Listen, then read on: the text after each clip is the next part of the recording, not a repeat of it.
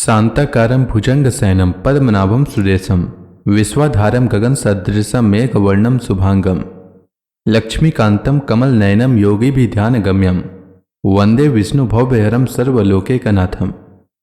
मंगलम भगवान विष्णु मंगलम गरुणध्वज मंगलम पुंडरीकाक्ष मंगलाय तनोहरि। ओम नमो भगवते वासुदेवाय। आज का दिन आप सभी के लिए मंगलमय हो। आइए सुनते हैं चैत्र मास कथा का 7वां अध्याय। श्री सुखदेव जी कहते हैं, राजन, महाराज भरत बड़े ही भगवत भक्त थे। भगवान ऋषभ देव ने अपने संकल्प मात्र से उन्हें पृथ्वी की रक्षा करने के लिए नियुक्त कर दिया। उन्होंने उनकी आज्ञा में स्थित रहकर विश्व रूप की कन्या पंचजनी से विवाह किया। जिस प्रकार तामस अहंकार से शब्दादि 5 भूत तन्मात्र उत्पन्न होते हैं, उसी प्रकार पंचजनी के गर्भ से उनके सुमति, राष्ट्रभृत, सुदर्शन, आवरण और ध्रुमकेतु नामक 5 पुत्र हुए, जो सर्वथा उन्हीं के समान थे।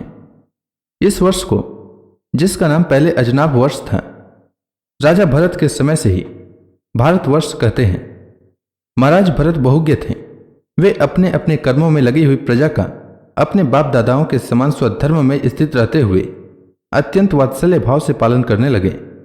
उन्होंने होता, अध्वर्यु, उद्गाथा और ब्रह्मा, इन 4 ऋत्विजों द्वारा कराए जाने वाली प्रकृति और विकृति दोनों प्रकार के अग्निहोत्र, दर्श, पूर्णमास, चातुर्मास्य, पशु और सोम आदि छोटे बड़े यज्ञों से यथा समय श्रद्धापूर्वक यज्ञ और क्रतु रूप श्री भगवान का यजन किया। इस प्रकार अंग और क्रियाओं के सहित भिन्न भिन्न यज्ञों के अनुष्ठान के समय जब अध्वर्यु गण आहुति देने के लिए हवि हाथ में लेते, तो यजमान भरत उस यज्ञ कर्म से होने वाले पुण्य रूप फल को यज्ञ पुरुष भगवान वासुदेव के अर्पण कर देते थे। वस्तुतः वे परब्रह्म ही इंद्रादि समस्त देवताओं के प्रकाशक, मंत्रों के वास्तविक प्रतिपाद्य तथा उन देवताओं के भी नियामक होने से मुख्य कर्ता एवं प्रधान देव हैं। इस प्रकार अपनी भगवत दर्पण बुद्धि रूप कुशलता से हृदय के राग द्वेषादि मलों का मार्जन करते हुए वे सूर्यादि सभी यज्ञ भोक्ता देवताओं का भगवान के नेत्र आदि अवयवों के रूप में चिंतन करते थे। इस प्रकार कर्म की शुद्धि से उनका अंतःकरण शुद्ध हो गया। तब उन्हें अंतर्यामी रूप से विराजमान हृदयाकाश में अभिव्यक्त होने वाले ब्रह्म स्वरूप एवं महापुरुषों के लक्षणों से उपलक्षित भगवान वासुदेव में, जो श्रीवत्स, कौस्तुभ, वनमाला, चक्र, शंख और गदा आदि से सुशोभित तथा नारदादि निरंजनों के हृदयों में चित्र के समान निश्चल भाव से स्थित रहते हैं, उनमें दिन दिन वेग रूप बढ़ने वाली उत्कृष्ट भक्ति प्राप्त हुई। इस प्रकार 1 करोड़ वर्ष निकल जाने पर उन्होंने राज्य भोग का प्रारब्ध क्षीण हुआ जानकर अपनी भोगी वंश परंपरागत संपत्ति को यथा योग पुत्रों में बांट दिया। फिर अपने सर्व संपत्ति संपन्न राजमहल से निकलकर वे पुल्हाश्रम में चले गए। इस पुल्हाश्रम में रहने वाले भक्तों पर भगवान का बड़ा ही वात्सल्य है। वे आज भी उनसे उनके इष्ट रूप में मिलते रहते हैं। वहां चक्र नदी नाम की प्रसिद्ध सरिता चक्राकार शालग्राम शिलाओं से, जिनके ऊपर नीचे दोनों ओर नाभि के समान चिन्ह होते हैं, सब ओर ऋषियों के आश्रमों को पवित्र करती रहती है। उस पुल्हाश्रम के उपवन में एकांत स्थान में अकेले ही रहकर वे अनेक प्रकार के पत्र, पुष्प, तुलसी दल, जल और कंद मूल फल आदि उपहारों से भगवान की आराधना करने लगे। इससे उनका अंतःकरण समस्त विषयाभिलाषों से निवृत्त होकर शांत हो गया और उन्हें परम आनंद प्राप्त हुआ।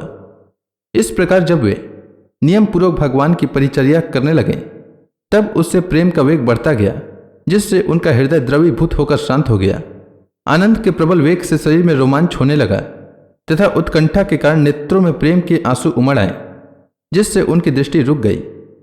अंत में जब अपने प्रियतम के अरुण चरणारविंदों के ध्यान से भक्ति योग का आविर्भाव हुआ, तब परमानंद से सराबोर हृदय रूप गंभीर सरोवर में बुद्धि के डूब जाने से उन्हें उस नियम पूर्वक की जाने वाली भगवत पूजा का भी स्मरण न रहा। इस प्रकार वे भगवत सेवा के नियम में ही तत्पर रहते थे।